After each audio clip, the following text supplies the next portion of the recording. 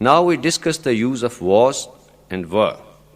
زمانہ ماضی میں کسی فقرے میں کسی کام کا کرنا یا ہونا نہ پایا جائے بلکہ کسی شخص یا چیز کے ہونے یا نہ ہونے کے بارے میں بتایا یا پوچھا جائے تو was were استعمال کرتے ہیں. انگریزی میں ترجمہ کرنے کے لیے he, she, it, I یا بطور سبجیکٹ آنے والے سنگولر ناؤن کے ساتھ was استعمال کرتے ہیں.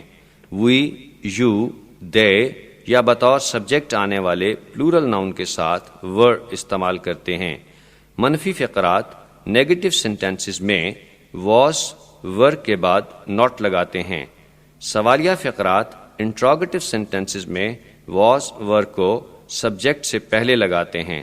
سوالیہ منفی فقرات انٹروگیٹو نیگیٹو سینٹینسز میں was were کو سبجیکٹ سے پہلے اور not کو سبجیکٹ کے بعد لگاتے ہیں.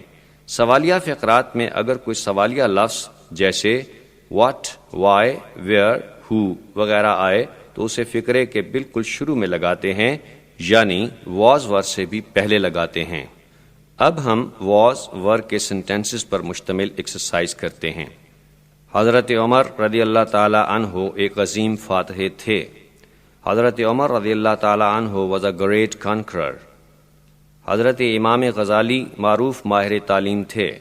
حضرت امام غزالی was a renowned educationist. نوشیروان ایک عادل حکمران تھا. Nausherwan was a just ruler. Marco Polo ایک مشہور سیاح تھا. Marco Polo was a famous traveler. Hatim Tai بڑا سخی تھا. حاتم طائی was very generous. میر